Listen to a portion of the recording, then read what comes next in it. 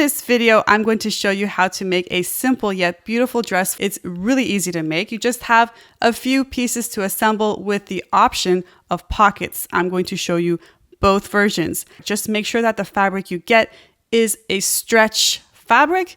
It's not going to work if it's not stretched. And when you're cutting it out, you want to make the stretch go side to side, not up to down. Usually a stretch fabric only stretches in one general direction, not a lot so much up to down. So you want to make sure that the direction is correct. Also, the instructions are available in print in full in the link in the description below, as well as the sewing pattern for a super reasonable price. And this is a full sew along video. I'm going to show you step by step how to do this. So let's get right into it. After washing this fabric, I actually printed the sewing pattern on the fabric with Spoonflower. I just added simple polka dots because I love polka dots, and printing the pattern on this fabric makes it so easy to cut out. I made a video about how to do just that, and as for the concerns of warping or shrinking after washing it, it was barely a problem. Stretch is forgiving, so it was okay for me. Once I cut out these two pieces, one for the front and one for the back, it's that easy, I will give it a good iron from behind. To assemble, place the fabric pieces on top of each other, right sides facing. Then we are going to pin in place the shoulder seams and the side seams, because that's what we're going to sew.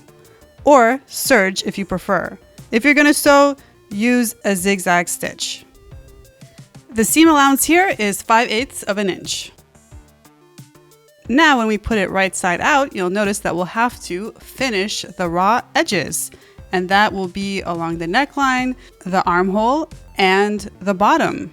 How I like to personally do this is serge all of that, and then I fold it in and use a double needle. Make sure you're using a straight edge, not a zigzag stitch for the double needle. And I fold it in and I just go over it, and it has a nice commercial look. Now, if you want to go super pro, you can buy a walking foot and fabric stay tape. There are a lot of videos out there on how to professionally hem stretch fabric. And there you go. That's a very simple dress. But the one that I really like to do is one with pockets. It has some extra steps, but totally worth it. For the pocket version, we cut a front piece and a back piece like before, but this time, we need to mark exactly where we will place the pockets. I am using a washable marker for that. Not only will it wash away, but it won't appear on the garment because the marks will be on the seam anyway. Also, we will need to cut out the pocket pieces, 2 of them and another 2 mirroring, so 4 total pocket pieces. And it will help to mark the pocket placement points there too. We need to align the pockets in place, front sides facing like this. Then pin in place or clip in place between the pocket placement points. That's where we will sew. Now we will secure in place by doing a zigzag stitch. I put it personally to a 1 millimeter width, and I got my new ballpoint needle, so let's go. And for this part, we're doing a 1/2 inch seam allowance. That's going to be important for the next step. You'll see I'm taking extra measures to make sure the marks really match up in place. I try my best to be accurate, but it is so hard with stretch.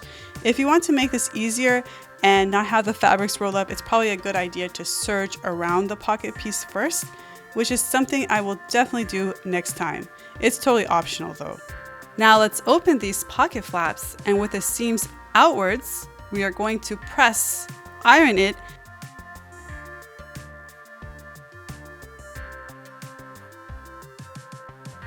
And we will do an edge stitch along the edge of this pocket piece with the seams underneath it. This will keep the pocket looking hidden. Since this is a stretch fabric, we are going to still use a zigzag stitch even for an edge stitch. And this will be sewn at an 1/8 inch from the edge of the pocket. Please make sure you are sewing the pocket part with the seams underneath it. Now we have to assemble the 2 large pieces we have, front sides facing. To summarize what we're going to do, we will assemble the side seam, but when we get to the pocket, we will go around and then back to the side seam. I will mark our pivot points, which is at a 1/2 inch from the top and a 1/2 inch from the bottom of the pocket stitch we just did. And I make sure I pin in place and it matches the back. We are going to use a sewing machine to assemble the side seams with a zigzag stitch. I don't recommend using a serger here. We will sew at a 5/8 inch seam allowance. When you reach the pocket stitch you just did, you will sew an 1/8 inch away. You will notice the stitch is on the right side. You need to do this so that stitch can't be visible. So you have to sew away from it like this. When we reach the pivot point marks that we just marked, that's where we will pivot. And I sew around the pocket.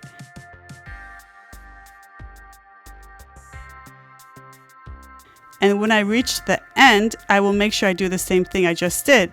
I reach the mark.